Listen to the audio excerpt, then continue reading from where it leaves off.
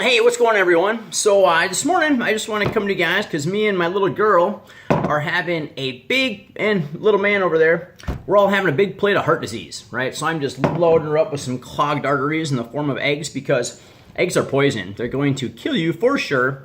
It'd be much better off if I gave her some muffins or animal crackers or bagels or cookies or anything that's low fat, low cholesterol, because that's obviously good for you. So let's talk about the media headlines that people keep sending me recently. And unfortunately, the media has become, it's basically useless. It has nothing to do with like being good at reporting. It's just about clicks and putting up headlines that get your news article clicks. And it just seems that's what it is. It's just so useless. So where did this study come from? So what they do, or what they did in this, is they send out a food questionnaire. And it was a food questionnaire sent out to people over 30 years. And it's literally just asking people, what have you eaten in the past, right? And I've worked with a lot of people. And I've asked a lot of people what they eat in the past week. More eggs, okay. More heart disease coming. And it's amazing how poorly our recollection of what we eat truly is. And I know this because once I then have them write down exactly what they eat as they eat it, it's way different, way different. So they're asking people what you ate over the past years. And the thing you have to realize when they do this as well is, one, that alone is very inaccurate.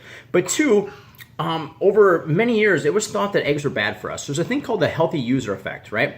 So for many years, people who are just overall healthier, people that exercised more, ate more vegetables, didn't smoke, didn't get drunk all the time, got good sleep, that valued health, right, were less likely to eat as many eggs because they believed eggs were bad for them. That was what we were taught for many years, okay? So, but overall, so all the information they gathered is very flawed for a lot of reasons. And you don't have to believe me. This isn't my opinion. You can look like a John Ioannidis, brilliant guy at Stanford.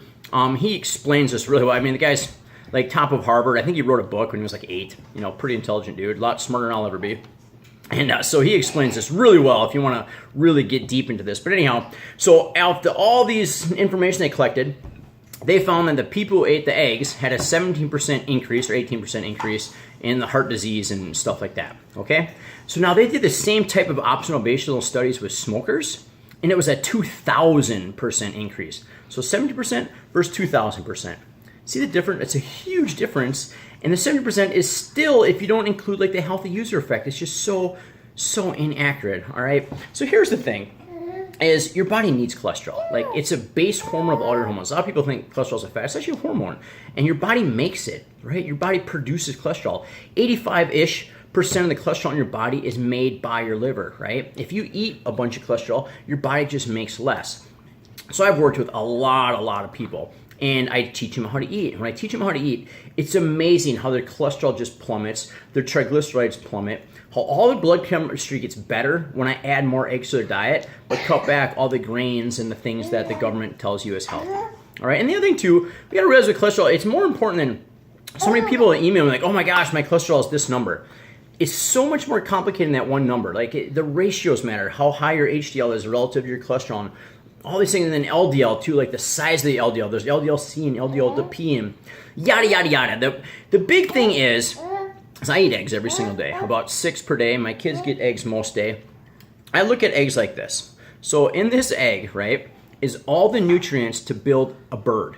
Like you have all the vitamins, minerals, fats, and proteins to build a bird. The bones, the nerves, the blood vessels, the skin, the eyes, everything. It's an extremely nutrient-dense food. You get complete protein, healthy fats, and just loads of vitamins and minerals and phytochemicals. It's just such an amazingly nutrient-dense food that it's crazy to tell people not to eat it. I mean, it's insane. It's so unfortunate. The other thing that must matter too, it really matters, if you can see mine, my eggs are mixed with asparagus, okay? So we always have our eggs, not always, but almost always with a vegetable or fruit. Well, always with a fruit.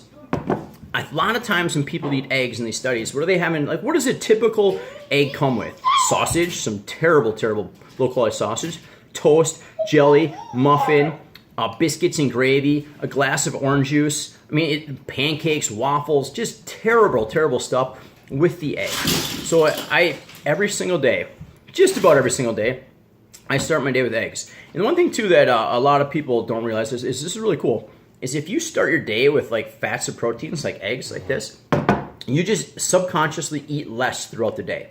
When you start your day with the government recommended breakfast, cereals or pancakes or waffles, that high carb, quick hit of sugar, you crash and you just eat more throughout the day. So you start off your day with a very low nutrient dense, low quality food, and then you also eat more throughout the day. It makes no sense. See, she's so frustrated. She's like, give me my eggs. It's really cool. One thing too, with the babysitting here that we've definitely noticed is when Amber, my wife, eats eggs, she definitely has way better milk production, way better. And if she misses eggs for a day, the milk production goes way down. And that makes sense when you look up like the nutrient makeup of breast milk versus eggs. But moral of the story is, for me, who the hell am I? You don't have to listen to me. But for me, I eat eggs, and my family's going to continue to eat eggs on a regular basis until the end comes.